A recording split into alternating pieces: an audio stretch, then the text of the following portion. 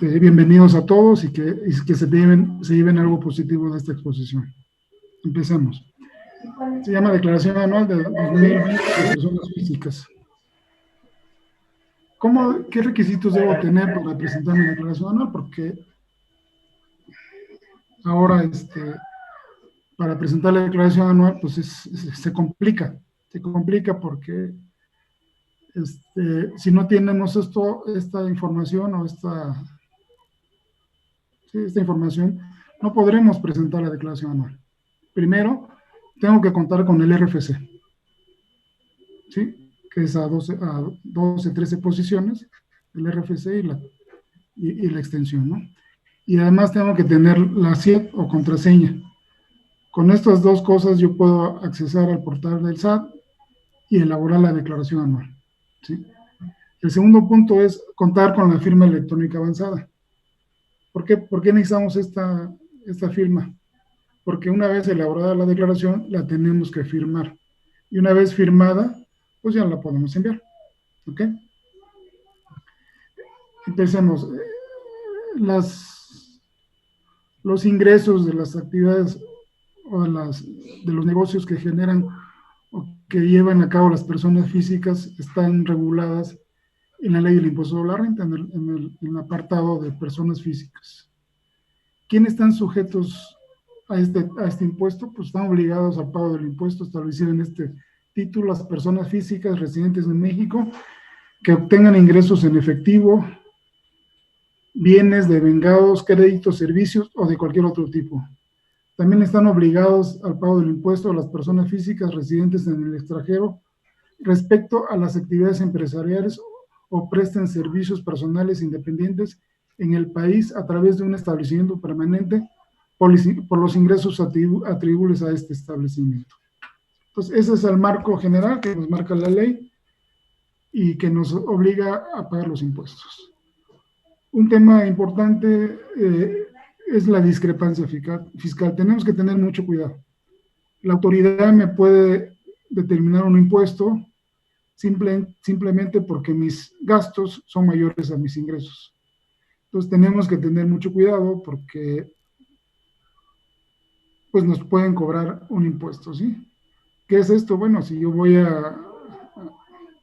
tengo tarjetas de crédito y pago con tarjeta de crédito y resulta que yo recibo 100 pesos de ingreso en el año y me gasté 200, entonces la autoridad está suponiendo que yo tuve ingresos que no declaré por 100 pesos y me calculan el impuesto. Entonces, tener mucho cuidado. Dice aquí, las personas físicas podrán ser objeto del procedimiento de discrepancia fiscal cuando se compruebe que el monto de las erogaciones, gastos en un año de calendario sea superior a sus ingresos declarados. Conceptos que se consideran erogaciones: adquisición de bienes, depósitos en cuentas bancarias, inversiones y tarjetas de crédito. Ya se ha dado el caso de que sí han aplicado este procedimiento y le han cobrado a las personas. Entonces, tener mucho cuidado, no nomás porque pedir mi factura por pedir mi factura, ¿no? Tengo que checar si me sirve, si no me sirve, en qué situación me va a poner ante la autoridad que me puede, en un momento dado, calcular el impuesto, ¿ok? También los ingresos que tenga las personas físicas los puede obtener a través de una copropiedad. La verdad, yo no he tenido experiencia que a una actividad o ingresos por actividades comerciales sea a través de una copropiedad. La verdad, mi experiencia es que esta copropiedad se usa solamente para arrendamiento. Y ahorita que lleguemos al apartado de arrendamientos o a la sección de arrendamientos, voy a exponer un poquito más a fondo el tema. También la sociedad conyugal. Obviamente esta copropiedad se tiene que hacer ante notario. Ahí se le tiene que decir al notario, ¿sabes qué? De los ingresos que obtengamos, que obtenga la copropiedad, somos 5 copropietarios y le corresponde a cada uno el 20% de los ingresos, ¿sí? Entonces, cuesta manejarlo de esta forma, como copropiedad, ¿sí? ¿Ok? También yo no he visto actividad de sociedad conyugal. Yo creo que esta sociedad conyugal es más viable. El único requisito que yo creo que tenemos que tener es el acta de matrimonio y avisarle al SAT que vamos a trabajar en nuestro negocio en sociedad conyugal. Pues obviamente esta sociedad conyugal pues, es un matrimonio, ¿no? Entonces, esa posibilidad también hay, existe de hacer negocio y podemos hacerlo de esta forma. Dentro de los... hay un apartado, que es un artículo que dice ingresos exentos. ¿Cuáles son los ingresos exentos? Las indemnizaciones por riesgo de trabajo, las jubilaciones, pensiones, haberes de retiro, pensiones vitalicias u otras formas de retiro cuyo monto diario no exceda de 15 veces salarios mínimos del área geográfica del contribuyente, que son 2.125 pesos diarios, y lo calculé al mes. Si yo tengo una pensión hasta 64,000 pesos, no tengo que pagar impuestos. Si yo tengo una pensión mayor a 64,000, por la diferencia tengo que pagar el impuesto y lo tengo que enterar. Obviamente en la declaración de no. Reembolsos de gastos, pues aquellos que tengamos gastos médicos mayores, los reembolsos que nos hagan, pues no están exentos, ¿no? Están exentos, perdón. Prestaciones de seguridad social otorgadas por instituciones públicas, primas de antigüedad, indemnizaciones hasta el equivalente a 90 días veces el salario mínimo del área geográfica del contribuyente por cada año de servicio. ¿Cuándo nos enfrentamos a esto? Pues cuando liquido a un trabajador, ¿no? Lo voy a liquidar y tal vez tenga 20 años de trabajar en la empresa. Entonces hacemos el cálculo y si los años que yo le voy a liquidar lo multiplico por 12.753, lo comparo contra la cantidad que le voy a pagar. Si es menor, pues está exenta. Si es mayor, sobre la diferencia se paga el impuesto. Esta gratificación anual, ya lo sabemos, son 30 días de salario mínimo del área geográfica del contribuyente. Las vacaciones son 15 días, la prima vacacional es 15 días de salario mínimo. La prima dominical, que es muy común allá en nuestro querido puerto, es un salario mínimo exento por la prima dominical. Los viáticos pagados por el patrón y se aportan los comprobantes respectivos. Aquí hay un detalle muy importante. Estos viáticos yo se los cargo al trabajador en la nómina, ¿sí? Y si me entrega los comprobantes, yo se los deduzco. Si no alcanza a cubrir los comprobantes el importe que le di para viáticos, sobre la diferencia tengo que retener el impuesto. Entonces, la verdad, es una forma de control, pues. Es una forma de control que yo, en mi personal punto de vista, es manejarlo aparte de la nómina, ¿no? O sea, la nómina ya se volvió un problema manejarla. Es un problema bastante complicado el manejar la nómina. ¿Por qué? Porque ahora se timbra, en fin. Entonces, yo lo manejo como aparte, ¿no? Yo no lo meto en la nómina, ¿sí? Yo le doy el viático y me lo compruebas y ya, ¿sí? Si no se lo gastó todo, pues regrésame lo que te sobró, ¿no? Entonces, tener mucho cuidado de esto. La autoridad quiere que lo manejemos a través de la nómina, ¿sí? Y lo correcto, pues, es atendernos a ese requisito, ¿no? De meterlos en la nómina, ¿ok? Rentas congeladas, pues sí, ¿no? Aquellos que reciben rentas congeladas, pues, tienen 25 años, ¿no? De rentas congeladas. Sería algo ilógico que pagar impuestos. También en la venta de casa habitación, el equivalente a 700 UDIs, que equivalen a 4 millones de pesos, 4.700.000. Y esta se realizará ante notario público. Por el excedente se paga impuesto. Es importante esto, por ejemplo, si yo voy a vender mi casa o voy a vender un departamento, yo le tengo que, para que yo tenga esa exención o ese monto exento para la venta de la casa, le tengo que demostrar al notario que yo he vivido ahí los últimos 4 o 3 años, ¿no? Entonces le tengo que presentar los recibos de la luz, los recibos del agua, los recibos del teléfono de 5 años atrás para que me aplique esa exención. Entonces tenemos que, o sea, no nomás es, ya vendí la casa, la vendí en 3.400.000, pues está exenta, no. Tenemos que cumplir los requisitos que que nos marca la ley. Y esos requisitos, pues, es demostrar que yo he vivido en esa casa los últimos 5 años. ¿Y cómo lo compruebo? Pues aportando los comprobantes, ¿no? De que yo efectivamente he vivido en esa casa. Los que derivan, se reciban por herencia o legado. Yo le heredo a mi familia, ¿no? Y eso está exento. También los donativos entre cónyuges o los reciban los descendientes de sus ascendientes en línea recta, cualquiera que sea el monto. O sea, yo le puedo dar un donativo a mi hijo, a mi nieto, mi hijo me puede dar un donativo y no causa impuesto. ¿Cuál es el monto? No hay un límite del monto. Yo le puedo donar 10 millones si los tengo, no pasa nada, no me genera impuesto. ¿Sí? Entonces, tener en cuenta esta situación para que en un momento dado nos apoyemos y pues no nos cueste dinero, ¿sí? Se lo puedo dar como una herencia, se lo puedo dar como un donativo, ¿sí? Ahorita cuando veamos lo de copropiedad lo vamos a ver bien, ¿ok? Los ingresos por salarios.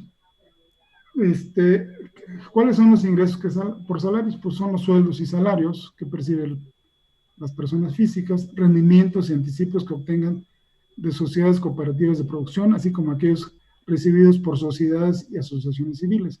Aquí es importante esto, por ejemplo, las sociedades cooperativas, se les da un rendimiento, son sueldos, pues, pero de acuerdo a la ley se le da un anticipo, un rendimiento a su actividad, se le retiene el impuesto, ¿sí? ¿Cuándo se le retiene el impuesto? Lo que se le da, se genera el CFDI, de acuerdo a lo que se le pague y se le retiene el impuesto o puede estar exento. También las asociaciones civiles, por ejemplo, los despachos, a sus socios les pueden dar anticipos a cuenta de sus utilidades y esos anticipos generan un impuesto. Entonces, ese anticipo es deducible, obviamente, ¿sí?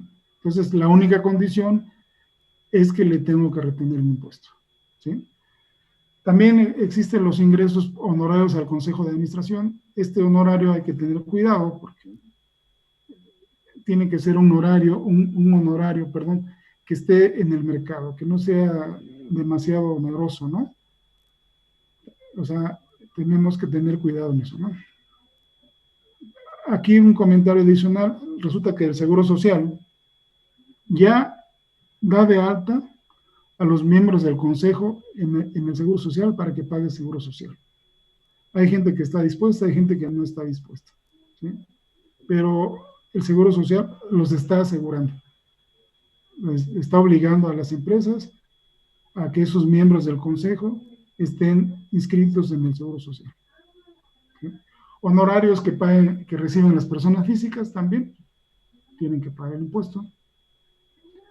La última, que es ingresos obtenidos por ejercer la opción otorgada por el patrón para adquirir mediante suscripción acciones o títulos de valor. Yo le puedo decir a mi trabajador, ¿sabes qué? Te voy a hacer partícipe de la capital de la sociedad a través de darte unas acciones, obviamente, contra un esfuerzo que hagas y que beneficie a la empresa, ¿no? Entonces, eso también se da. Sí hay esa suscripción de capital, se le da a los hombres clave, ¿no? No a todos, pero sí se las da a las personas claves del negocio, pues para motivarlos y que tengan, le echen más ganas, ¿no? O le pongan más entusiasmo a su labor, ¿sí? ¿Cuáles son las obligaciones de los patrones para aquellos que pagan sueldos? Tienen que calcular el impuesto anual, expedir comprobantes de pago, eso pues cada nómina se pide el CFDI y lo tiene que firmar y se lo entrega uno al trabajador. No se calcula el impuesto anual cuando el trabajador no laboró todo el año. O sea, si el trabajador entró en febrero y sigue a diciembre, pero como no trabajó desde enero, no le calculo el impuesto. Tampoco se calcula el impuesto anual cuando los ingresos sean mayores a 400,000 pesos. Entonces, le tengo que generar su constancia de retención a ese trabajador, se la entrego y él tiene la obligación de hacer su declaración anual. No calcular el impuesto anual cuando el trabajador lo notifique mediante escrito. O sea, yo tengo 2 trabajos, ¿sabes qué? No me calcules el impuesto anual, voy a presentar mi declaración anual, entonces le tengo que entregar una constancia donde le estoy diciendo cuánto le pagué y cuánto le retuve. Obligaciones de los trabajadores. Proporcionar al patrón el registro federal de contribuyentes. La obligación es del patrón, pero por modalidad o por comodidad, el patrón dice, tráeme tu RFC, ¿no?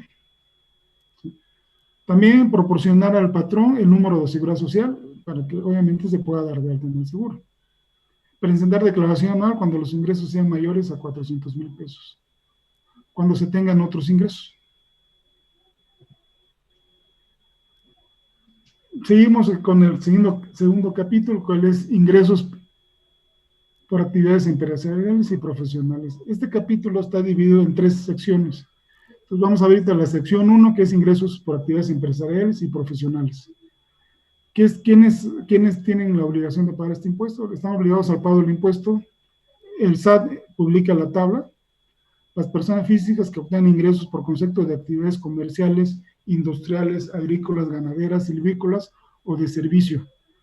Una aclaración aquí, los ingresos por agrícolas, ganaderas, silvícolas o de servicios, los ingresos para ese tipo de actividad están exentos hasta 40 salarios mínimos mensual o anual, que más o menos son como 800,000 pesos. Entonces, aquellos que se dedican a este tipo de actividad, obviamente si tienen ingresos mayores a 800,000 pesos en promedio, pues sí van a pagar impuestos, si no, no pagan impuestos. Normalmente este tipo de actividad tiene algún estímulo en el consumo del diésel, en el consumo de gasolina, en el uso ¿cómo se llama?, de autopistas. O sea, hay una serie de estímulos que en un momento dado, aunque tengan mayores ingresos a 800,000 pesos, con estos estímulos pues no pagan el impuesto. ¿Okay? ¿Cuándo se consideran los ingresos acumulables? Dice aquí flujo de caja. Nosotros los contadores le llamamos flujo de caja al dinero que entró a la cuenta de cheques. Todo lo que entra a la cuenta de cheques es un ingreso. ¿Sí? ¿Y cuáles son las deducciones? Pues los egresos, ¿no? Lo que yo gasté. Entonces tenemos que tener mucho cuidado aquí. El no depositar por depositar. ¿Sí? Esos depósitos tienen que estar amparados por una factura o un CFDI, de acuerdo a la actividad que yo desempeñe. ¿Sí? Entonces, si mi actividad es restaurantes o es alguna taquería, que la mayoría de los ingresos son en efectivo, pues tenemos que generar la factura o el comprobante fiscal que ampare esa venta, ¿no? Porque si nos llega una auditoría y resulta que nosotros tenemos amparados nuestros depósitos hasta 100,000 pesos y resulta que yo deposité 150,000 pesos, pues ya estoy en un problema. ¿Por qué? Porque ahí está la autoridad diciendo que estoy evadiendo ingresos, ¿no? Entonces tenemos que tener cuidado, no nomás depositar por depositar, ¿ok? Tenemos que tener mucho cuidado que esos depósitos estén amparados con una factura de ingresos. Esa factura puede ser diaria, semanal, quincenal, mensual, como uno se acomode, pero tiene que estar o tiene que cuadrar, decimos los contadores, contra el estado de cuenta. El flujo de cajas, el estado de cuenta, si yo el 31 de enero vendí 100,000 pesos y no los alcancé a depositar, pues no los declaro. ¿Por qué? Porque lo voy a declarar con base al estado de cuenta. Y como no lo alcancé a depositar, pues no lo declaro en ese mes, lo declaro en el siguiente, cuando efectivamente esté depositado en la cuenta. También cuando se reciben ingresos en bienes, cuando se paguen con servicios, cuando reciba anticipos recibidos en efectivo. O sea, voy a hacer un trabajo, es muy común en las constructoras, ¿sabes qué? Voy a hacer un trabajo, le cobro el anticipo y genero el CFDI, ¿no? Entonces, ese anticipo es un ingreso acumulable, ¿sí? Entonces, es muy importante y a veces el gobierno me ha tocado que esos anticipos los da a fin de mes, el día 31 o el día 28, a las 5 de la tarde, ¿no? ¿Y eso qué implica? pues que voy a tener que pagar el IVA, ¿no? Porque ya no me dio tiempo de invertir, de generar egresos, ¿no? Entonces me están ahorcando y esos anticipos me provocan un desfalco económico, ¿no? ¿Por qué? Porque mañosamente, ojalá no sea mañosamente, me está pagando el anticipo a fin de mes, ¿no? Entonces, tener mucho cuidado y además no hay mucho que hacer porque además pagan vía transferencia, ¿no? Entonces, si esa transferencia está, pues tener mucho cuidado y empezar a hacer los gastos para poder bajar el impuesto, ¿no? Del IVA sobre todo. ¿Qué puedo deducir? Los descuentos o bonificaciones de las devoluciones sobre ventas, esos se deducen. Las compras de mercancías, así como materias primas, productos semiterminados o terminados que se eroguen para prestar el servicio, para fabricar bienes o enajenarlos. No calculan costo de ventas, se deducen las compras. Acuérdense que este es flujo de efectivo.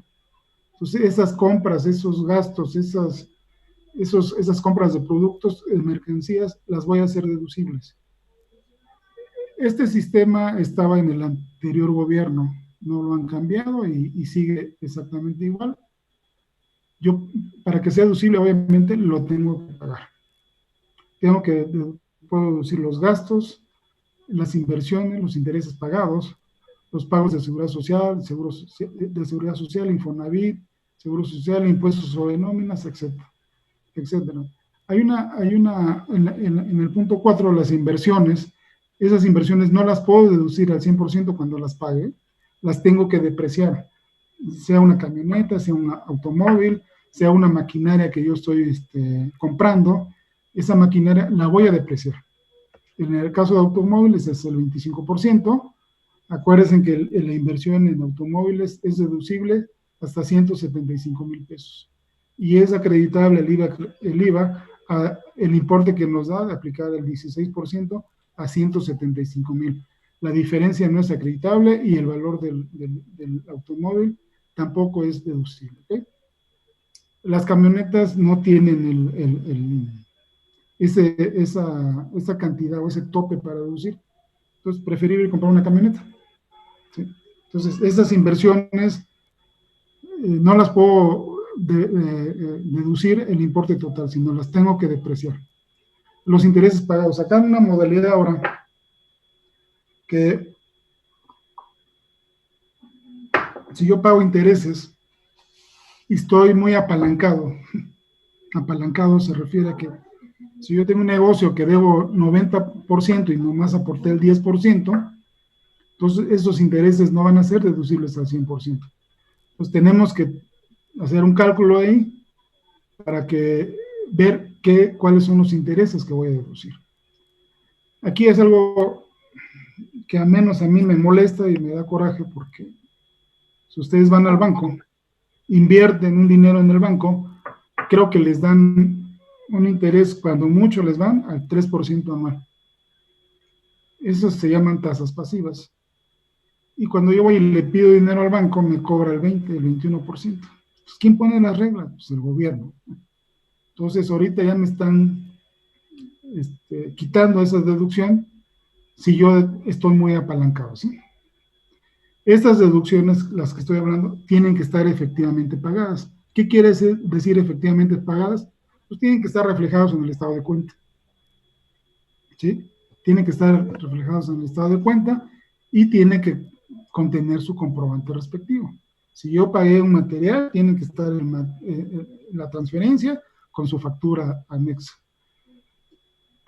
Aquí, por ejemplo, en el caso de personas físicas, no hay un sueldo. No hay un sueldo. O sea, yo digo que pues tenemos que vivir, ¿no?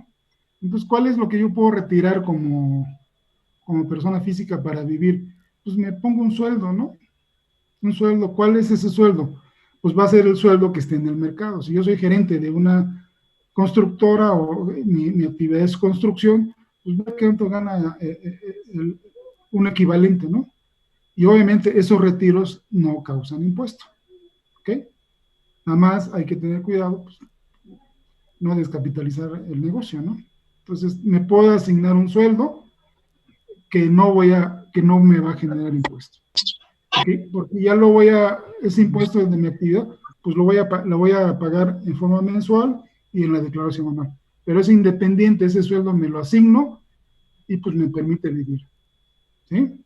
Ok. Entonces tienen que estar esos conceptos contra el estado de cuenta. ¿Sí? No pueden pagar en efectivo, no pueden pagar ningún gasto en efectivo porque no es deducible.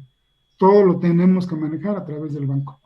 ¿Sí? Entonces, tener mucho cuidado, no podemos eh, deducir algo que no pase a través de bancos. ¿Sí? ¿Por qué? Porque no me lo permite. Aquí también hay algo muy importante. Si yo voy a gastar o voy a echarle gasolina a mi automóvil, tengo que pagar con tarjeta de crédito, con tarjeta de débito o con cheque para que sea deducible. Si no, no es deducible. ¿Sí? También, si voy a tener gastos menores, puedo deducir hasta 2,000 pesos por gasto. Por ejemplo, voy a comprar papelería y pues no, no puedo hacer una transferencia, pero resulta que me gasté 1,000 pesos en esa papelería, pues es deducible, no pasa nada. ¿Sí? Si voy y también compro una refacción para una computadora y me costó menos de 2,000 pesos, lo puedo pagar en efectivo. Nosotros los contadores o las empresas tienen que manejar algo que se llama fondo fijo de caja. ¿Cuál es la recomendación de ese fondo fijo de caja?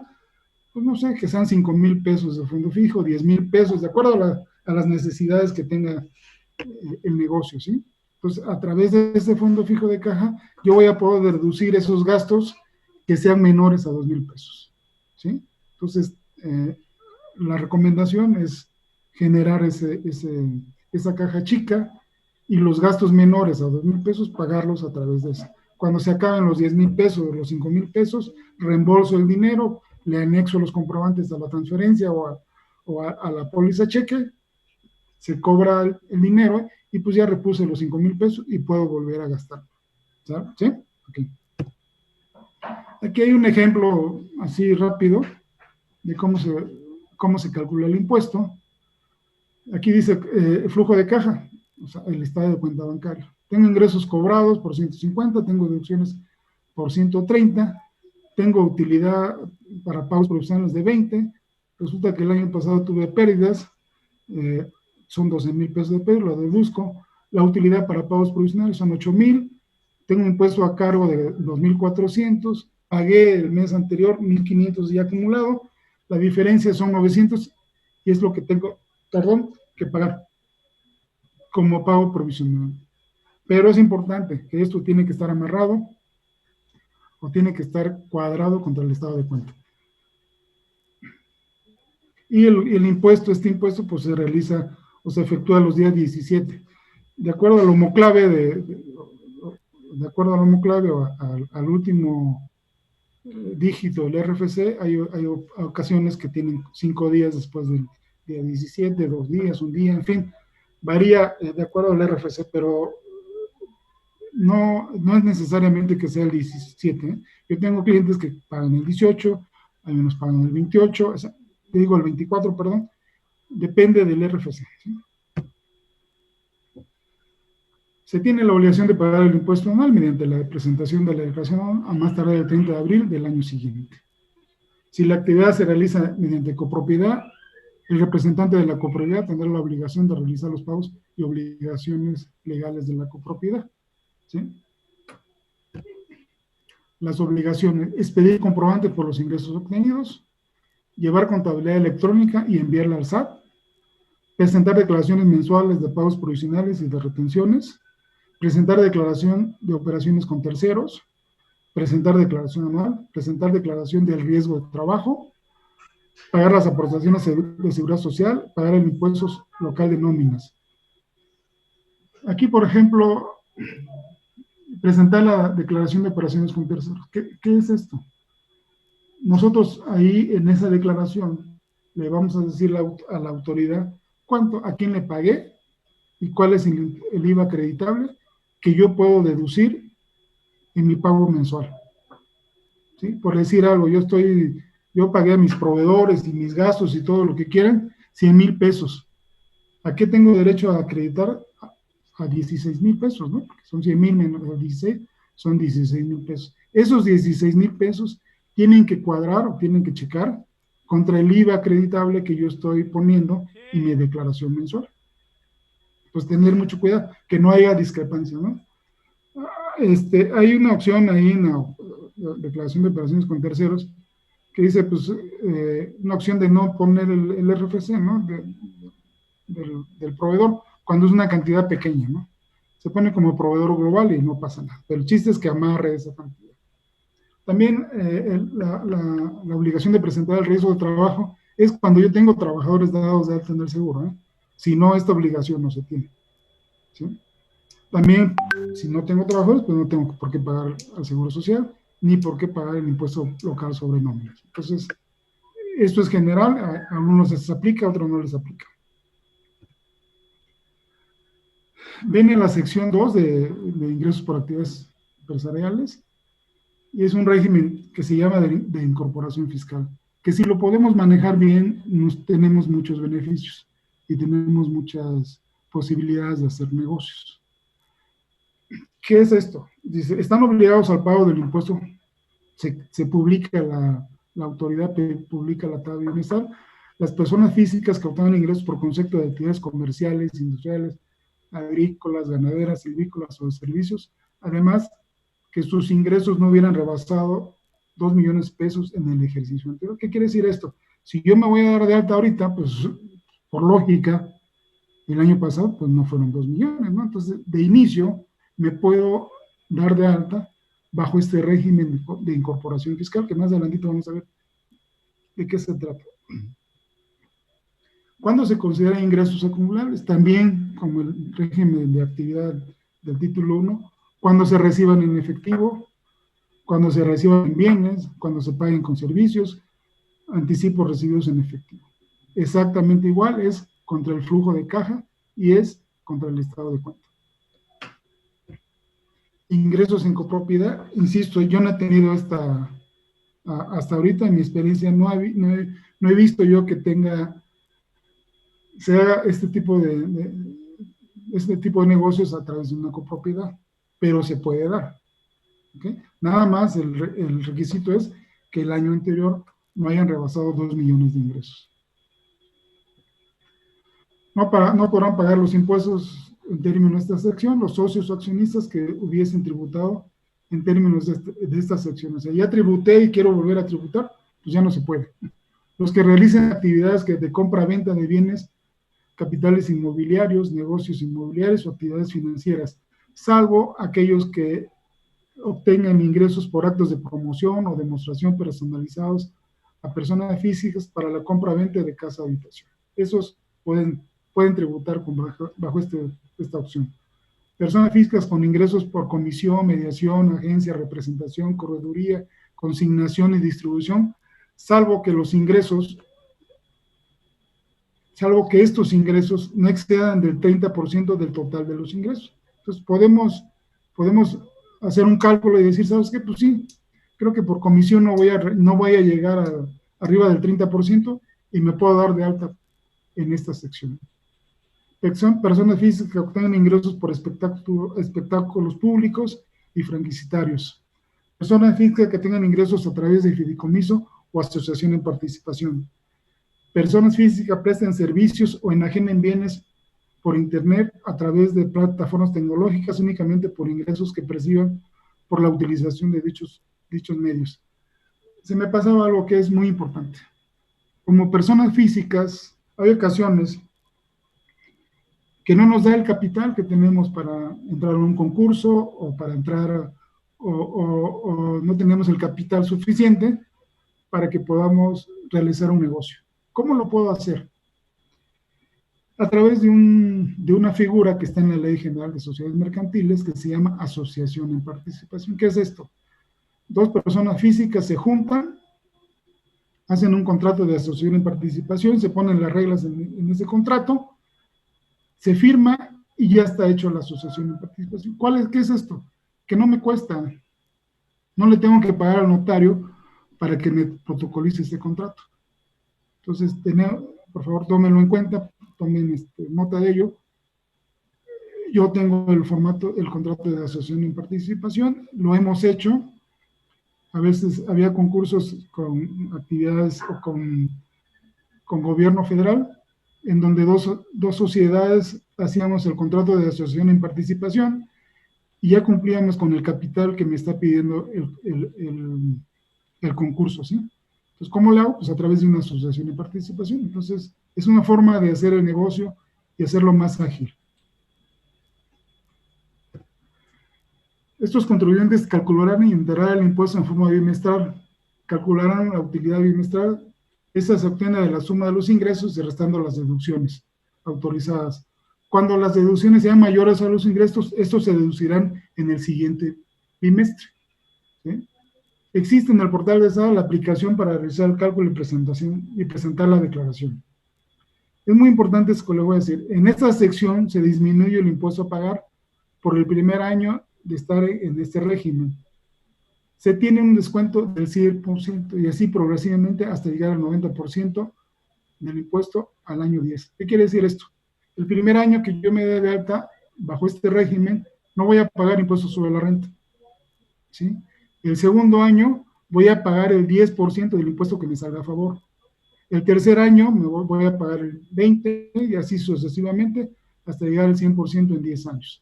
Entonces es importante este tipo de facilidad que me permite pues realizar el negocio, ¿no? Los contribuyentes de esta sección tendrán las siguientes obligaciones: inscribirse en el registro federal de contribuyentes, pues obvio, ¿no? Conservar comprobantes que reúnan requisitos fiscales, registrar en medios electrónicos los ingresos, egresos, inversiones y deducciones del ejercicio, entregar a sus clientes comprobantes fiscal por las ventas. ¿Qué es esto? O sea, yo vendí, no sé, una funda para celular que cuesta 500 pesos, pues le doy el comprobante, ¿no? ¿Sí?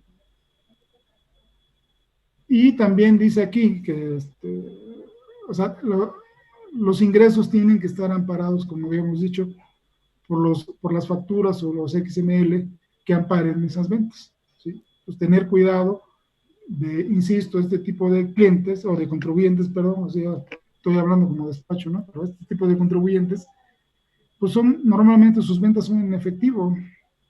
Entonces, ¿qué es lo que se tiene que hacer? Bueno, pues ver qué más le conviene, ¿sí? Hacer la factura diaria, la factura semanal, la factura quincenal, la factura mensual, como le convenga y no le represente una carga administrativa, que sea lo más viable para que no tenga problema, ¿ok? Entonces, buscar la forma de que esto esté amparado o esté amarrado o cheque contra el Estado.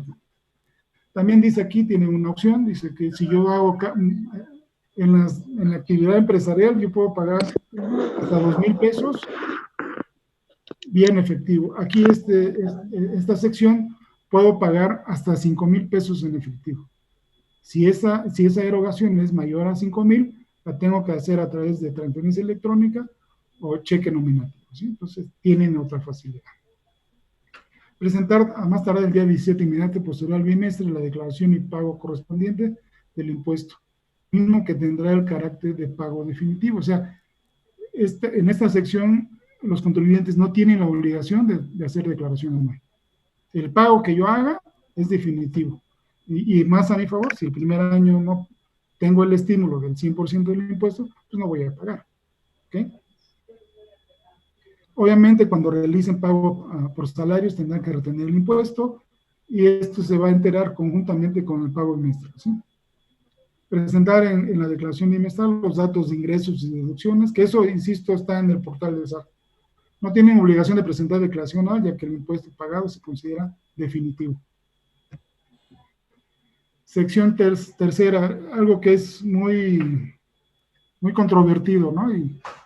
Y yo decía, y tal vez se me olvidó mencionar a la hora de hacer la presentación. En esta sección lo que están haciendo es regular las actividades de comercio a través de plataformas tecnológicas, ¿sí? Entonces, dice, se está obligado al pago del impuesto establecido en esta sección los que realicen actividades de enajenación de bienes o prestación de servicios a través de plataformas tecnológicas. ¿Cómo se paga? Bueno, aquí va, se realizará una retención, las cuales la efectuarán las personas morales nacionales o extranjeras que proporcionen dichas plataformas tecnológicas. La retención será sobre el importe total sin incluir el IVA, en los siguientes porcentajes. Si yo me dedico al transporte de personas o de cosas o de carga, me van a retener el 2.1% sobre la factura sin incluir el IVA. Si le presto servicio de hospedaje, la retención será del 4%. La enajenación de bienes y prestación de servicios, la retención será del 1%. Esta retención será considerada como un impuesto anticipado y se acreditará contra el impuesto a cargo. Aquí hay una buena noticia. Si los ingresos son hasta 300,000 pesos anuales, se considerarán las retenciones realizadas como impuesto a cargo y pago definitivo. O sea, esos porcentajes que me van a retener, si mis ingresos no rebasan 300,000 pesos, va a ser definitivo. Y pues es bueno, ¿no?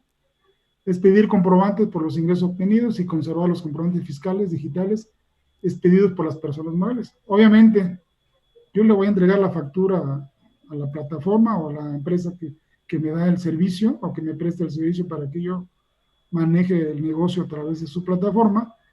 Le voy a dar una factura, ella me tiene que expedir una constancia donde me está reteniendo el impuesto. Presentar aviso al SAT dentro de los 30 días siguientes al primer ingreso obtenido y manifestar la voluntad de considerar las retenciones realizadas por las empresas tecnológicas como pago definitivo. Y una vez ejercida esta opción, no se podrá cambiar la forma de pago durante un periodo de 5 años.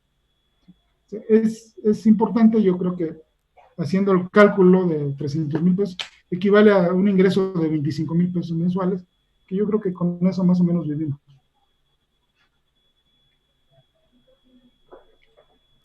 Dice, obligaciones de las personas morales residentes en México o en el extranjero. Cumplir con las obligaciones previstas en la fracción 1, 6 y 7 del artículo 18 de inciso D, fracción tercera del artículo 18 de la ley del IVA. Proporcionar comprobantes fiscales a las personas físicas a las que se hubieran retenido impuesto en los que conste el monte del pago y el impuesto retenido. O sea, me tienen que dar una constancia donde me están diciendo cuánto me pagaron y cuánto me retuvieron. Proporcionar al SAT la información a que se refiere la fracción 2 del artículo 18D de la ley del IVA. Retener y enterar el impuesto a más tardar el día 17 inmediato siguiente al mes por el que se efectuó la retención.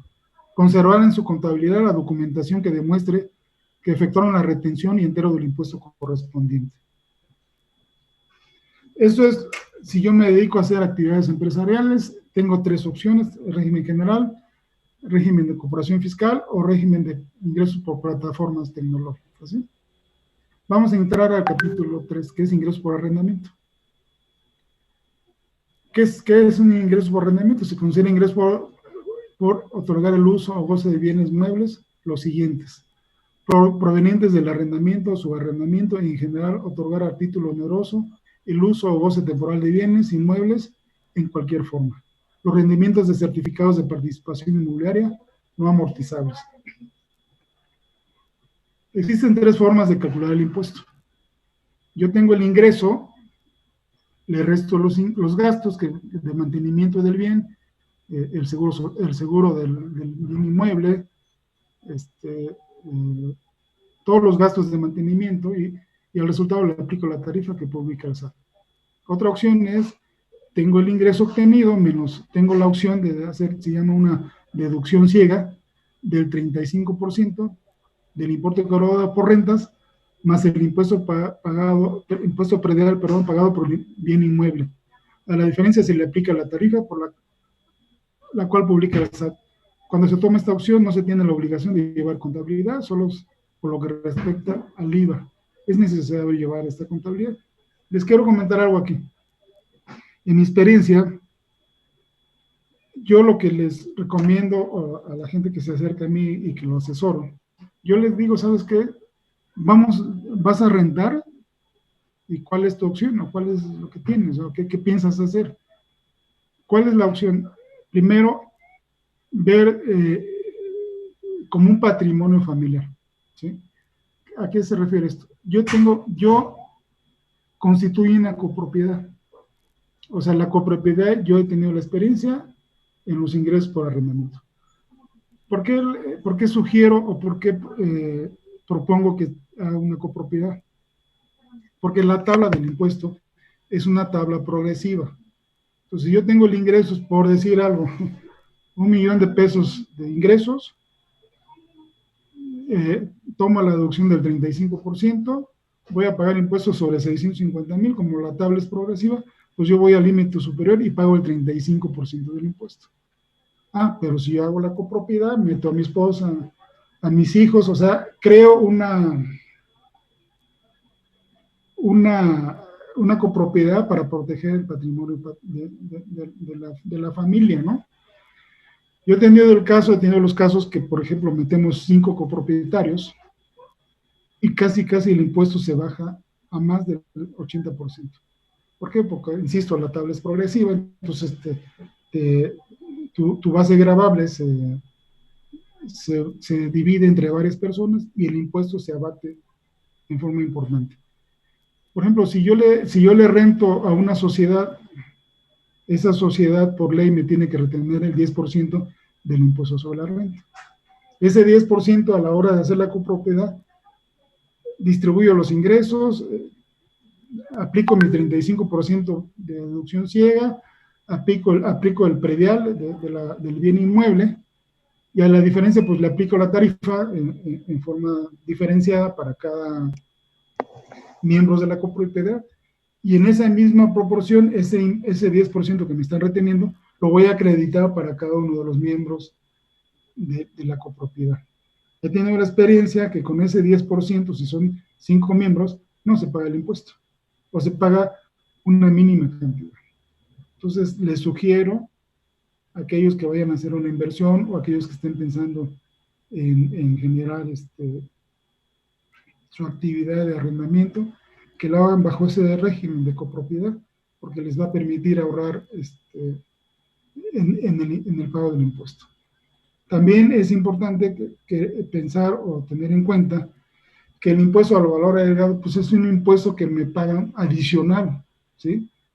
Entonces, ese impuesto también, si yo se lo rento a una sociedad, esa sociedad me retiene el 10.50, el 10.49 del impuesto al valor agregado, que yo lo voy a poder acreditar. En esta situación, o en este caso de la copropiedad, el responsable, perdón, de elaborar y presentar las declaraciones, es a cargo el responsable o el responsable legal de la copropiedad, que lo hace a través, y él paga los impuestos por todos los copropietarios. A final de año le da una constancia a cada propietario, y cada copropietario pues presenta su declaración anual. Entonces también hay otra opción, esa es una copropiedad, insisto, es una opción positiva, buena, que nos puede ayudar a optimizar el pago de los impuestos.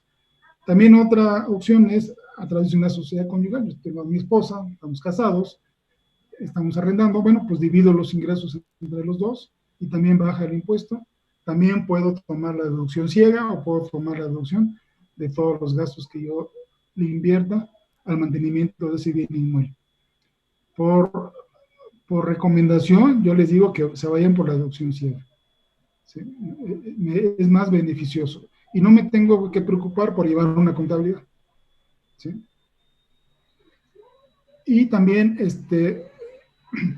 esa copropiedad, ¿a qué derecho tiene? Bueno, pues tiene derecho a deducir el IVA del seguro, ¿no? Del inmueble. Cuando yo pago el seguro del inmueble, yo pago IVA y eso lo acredito contra el IVA que voy a pagar.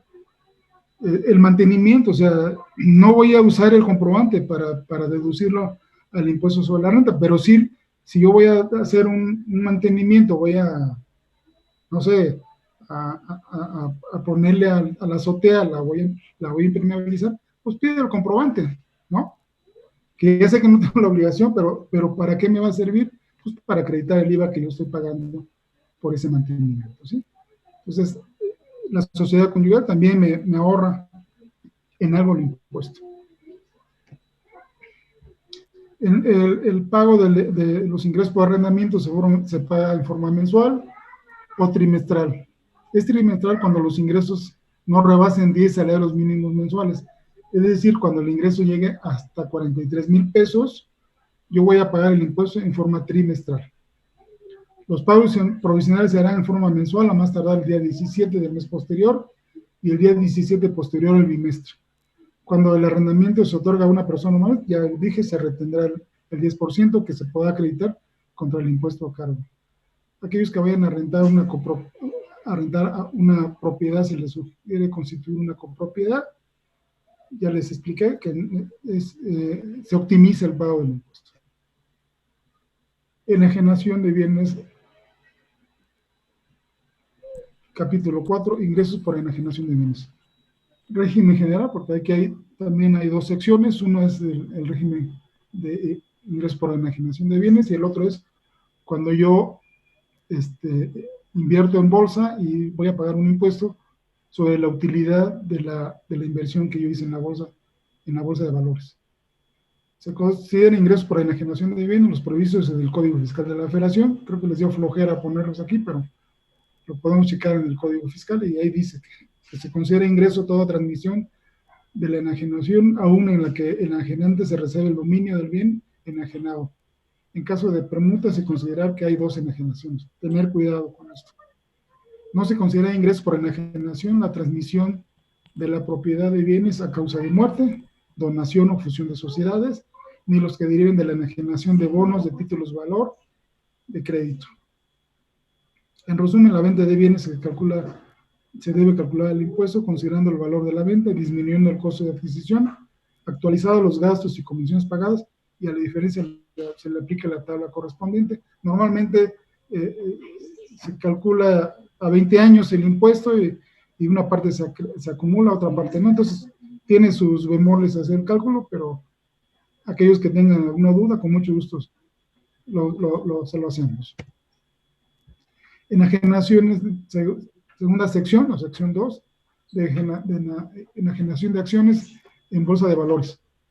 Las personas físicas están obligadas a pagar el impuesto sobre la renta, cuyo pago se considera como pago definitivo, aplicando la tasa del 10% a las ganancias obtenidas en el ejercicio por la venta de acciones, enajenación de títulos que representen índices accionarios en el mercado de derivados, operaciones financieras derivadas de capital.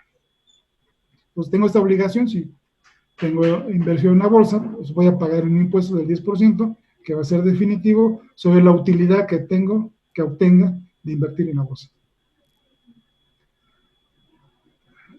Capítulo 5 de los ingresos por adquisición de bienes.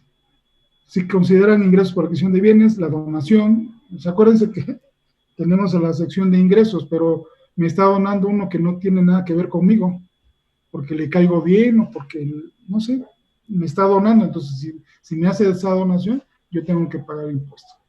Los tesoros que me encontré por ahí, un tesoro, pues tengo que pagar. La adquisición por prescripción, los supuestos seguimos el artículo 125, 160 y 160 de esta ley. Algo que yo no he visto en el punto 5 dice construcciones, instalaciones o mejoras permanentes de bienes inmuebles arrendados. O sea, yo rento una oficina, le hago mejoras, cuando me vaya, pues el dueño de esa oficina tiene que declarar el incremento o las mejoras que yo le hice a la oficina. Yo no he tenido ese caso, la verdad, y no creo que sea aplicable, o es un poquito muy difícil, ¿no? Como el dueño del inmueble va a evaluar, aunque obviamente hay peritos, ¿eh? Hay peritos que me pueden decir, no, en vez que tu inmueble valga 100 pesos, pues ahora vale 150, ¿no? Ese incremento de valor por haber hecho las mejoras me causa un impuesto. Los ingresos por intereses, pues, como les comentaba, ¿no? Se consideran ingresos por intereses los establecidos en el artículo 8 de esta ley y los demás que conforme a la misma tengan el tratamiento de intereses.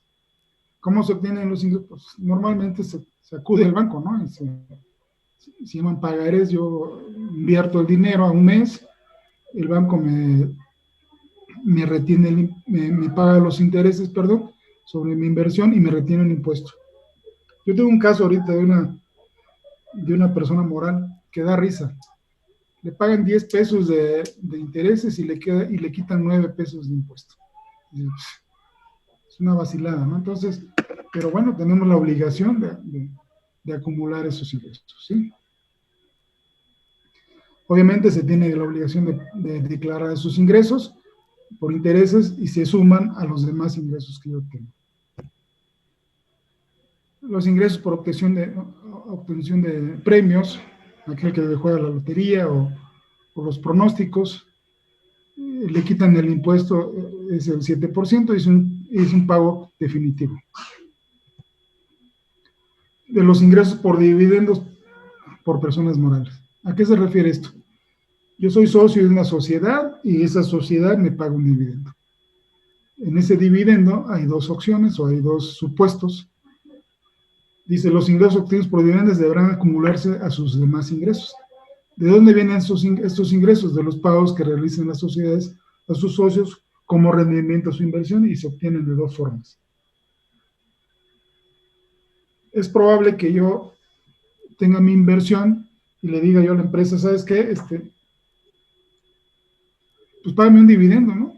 Entonces, ese dividendo me lo paga, pero y me tiene que retener el 35%. Ese 35% de la sociedad, la entidad, la sociedad lo declara, lo tiene que declarar a la autoridad y pagarlo, ¿no? La sociedad le va a extender una constancia de que le está pagando ese dividendo y lo que le está reteniendo de impuesto. Ese impuesto que la sociedad pagó lo acredita contra sus impuestos a cargo, ¿sí? Si ese dividendo viene de esa forma,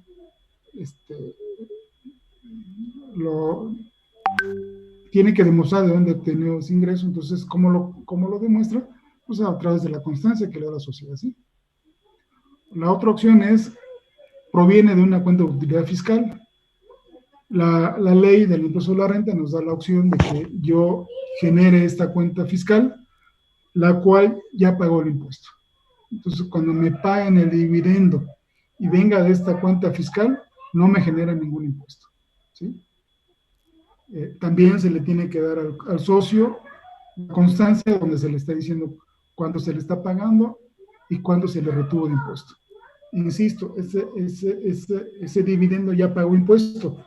¿Cómo lo pagó? Bueno, pues de la utilidad que tuvo la persona moral, pagó el impuesto, se crea una cuenta que se llama cuenta de utilidad fiscal neta o CUFIN.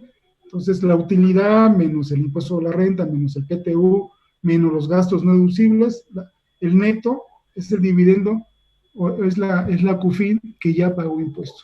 Entonces, a la hora que me lo paguen, pues ya no me tienen que retener nada, ¿sí? Pero nuestro gobierno quiere más dinero. Entonces, cuando yo pago un dividendo, aparte de que ya pagó CUFIN, o ya la CUFIN ya pagó impuesto, me obliga a hacer una retención adicional del 10%. Igual lo tengo que retener, le pago el dividendo, le retengo el 10%, le doy su constancia de que le estoy pagando ese dividendo, le estoy reteniendo el 10% adicional y lo tiene que enterar la sociedad. En este caso, la sociedad lo va a poder acreditar, ¿sí? También hay algo muy importante, tener cuidado con los siguientes conceptos. La autoridad los considera también dividendos y habría que pagar impuestos mismos, que son los siguientes. Les soy honesto, yo no conocía estos artículos en la Ley General de Sociedades Mercantiles, pero ahí les va. Intereses pagados a los socios en términos del artículo 85 de la Ley General de Sociedades Mercantiles, que dice que los socios tienen derecho a recibir un interés que no sea mayor al 9% anual sobre su aportación. Yo no lo sabía. Cuando me puse a leer para exponer, caray, pues ahí está. Bueno, la autoridad lo considera como dividendo y hay que pagar impuesto. Y otra opción, y que una vez aportado el capital y no reciba ningún dividendo, se tendrá derecho a recibir un interés no mayor al 9% anual sobre la aportación. Entonces tenemos esa facilidad, pero si la vamos a hacer, pues nos va a costar impuesto. También, esto es muy delicado, los préstamos a socios, préstamos a accionistas, a excepción de que se pacte a pagar en un término menor a un año y se cobre el interés correspondiente. Normalmente los socios, a mí préstame el dinero y yo hago y deshago, ¿no? Pues si no tenemos el cuidado de hacerlo de forma correcta, nos puede ocasionar un dolor de cabeza y pagar un impuesto. Entonces, hay que tener cuidado, el interés que se le tenga que cobrar por ese préstamo al socio tiene que ser un interés que esté en el mercado, ¿sí? Entonces, tener mucho cuidado, que sacar el préstamo y que se haga en forma correcta. Erogaciones que hayan beneficiado al socio y no sean deducibles para la sociedad. También resulta que yo me, este, me compré un automóvil último modelo, ¿no? Y resulta que no es deducible para la empresa, pero yo lo estoy usando. Entonces, ¿en qué supuesto me estoy poniendo? En que no es deducible para la empresa y a mí me lo van a acumular o me van a obligar a pagar impuestos. Las omisiones de ingresos o compras no realizadas e indebidamente registradas, ¿sí? O sea, tener mucho cuidado también. La utilidad fiscal determinada presuntivamente por las autoridades, o sea, tengo una auditoría a la sociedad y resulta que detectan que hay muchos gastos que me han beneficiado como socio y no es deducible para la empresa y en ese momento me pongo en el supuesto de que es un dividendo, ¿sí? Entonces me genera para la empresa y para mí pues un impuesto. También se dice que va a ser sujeto de impuesto la modificación de la utilidad fiscal derivada de determinación de ingresos acumulables de las deducciones autorizadas en operaciones celebradas entre partes relacionadas hecha por dichas autoridades. ¿Qué es esto? Yo soy socio de varias empresas y resulta que no emití el dictamen por precios de transferencia y me pueden determinar una diferencia y obligarme a pagar impuestos. Tener también cuidado de esto. De los demás ingresos, no más los voy a mencionar. Se entiende que entre otros ingresos los siguientes: importe de las deudas perdonadas, o sea, yo le debía al banco y resulta que me perdonó la deuda o le pagué un 10% del monto total, la diferencia la tengo que acumular y pagar impuestos. Ganancia cambiaria, intereses, tengo una inversión en dólares y resulta que el tipo de cambio se ha movido mucho y resulta que gané nada más en el tipo de cambio una utilidad y me obligan a pagar impuestos. Prestaciones obtenidas con motivo de otorgamiento de fianzas o avales. Por ahí también me he encontrado que dice la persona, ¿sabes qué? Yo te doy el aval, te pongo la propiedad, pero te cuesta tanto. Cuando sucede eso, y obviamente pues se tiene que hacer en forma legal, si no, pues ni preocuparse, ¿no? Pero hay gente que se dedica a prestar sus bienes, sus propiedades como aval y nos cobra por usar de esos avales. También los provenientes de toda clase de inversión en el extranjero. Resulta que tengo una inversión, no sé, en un paraíso fiscal y se me olvidó hacer avisar al SAT y menos declarar los ingresos obtenidos allá. También tenemos la obligación de acumularlos y de pagar el impuesto. Los dividendos recibidos de sociedades residentes en el extranjero también se tienen que pagar impuestos. Nada más había que ver aquí si México tiene un tratado para evitar la doble tributación y en ese momento pues aplicarlo y no pagar el impuesto correspondiente, ¿no? Porque parte de ese impuesto que me retuvieron en el extranjero por el dividendo es acreditable en México. Entonces, tener esa opción y ver la forma de, obviamente, de acreditar ese impuesto que me retuvieron en el extranjero. Hay capítulos, como el capítulo 2 de los ingresos por arrendamiento, el capítulo 4 de la enajenación de bienes y el capítulo 5 que es ingresos por adquisición de bienes, que tienen sus particularidades para poder deducir los gastos, ¿sí? En el caso de arrendamiento, ya vimos, si nos vamos por la deducción ciega, no aplica esto. Los ingresos por enajenación de bienes, hay que tener presentes estos requisitos para poder deducirlos. Que sean, o sea, en México hubo mucho tiempo que abusamos, ¿no? Que abusamos y ahora nos están restringiendo las deducciones, ¿no? Dice que esa deducción sean estrictamente indispensables para obtener los ingresos. No sé, el caso de enajenación de bienes, pues no sé, le voy a pagar comisión al que me anda promoviendo la venta del bien, ¿no? Cuando se permita la deducción de inversiones, se aplique a gastos la depreciación respectiva. Igual, si no opto por la deducción ciega, acuérdense que puedo deducir la depreciación del inmueble, que es el 10% o el 5%, no tengo ahorita presente bien eso. Puede ser a 10 años o a 20 años la depreciación, deducirla al 100%, la tengo que depreciar. Que se retiene una sola vez, aun cuando estén relacionados con la obtención de diversos ingresos. O sea, no puedo duplicar la deducción. O sea, tengo el límite de que lo puedo deducir solo de la declaración anual. Las personas físicas que obtienen ingresos en medio de calendario, excepto los ingresos exentos y de aquellas que hayan pagado impuesto definitivo, tienen obligación de pagar su impuesto anual mediante declaración que presentarán en el mes de abril del siguiente año. Podrán optar por no presentar la declaración anual por los ingresos señalados en el capítulo 1, salarios, y sexto, ingresos por intereses, cuya suma no exceda de 400,000 pesos de sueldos y de los ingresos, y de los intereses no rebasen 100,000 pesos. No tenemos la obligación de presentar la declaración, ¿no? Cuando tengamos estos límites de ingresos. Y que se hubiera retenido el impuesto establecido en el primer párrafo del artículo 135 de esta ley. Cuando las personas físicas obtienen ingresos totales, incluyendo aquellos por los que no se está obligado al pago del impuesto, o aquellas por los que el pago del impuesto fue definitivo superior a 500,000 pesos, deberán declarar la totalidad de los ingresos. Mi experiencia es, si yo tengo ingresos por dividendo, no me los acumulo, ¿ok? Y me acredita el impuesto. Entonces, si tenemos varios ingresos en los diferentes capítulos que está contemplada en la ley, tengo la obligación de hacer la acumulación de los mismos, ¿sí?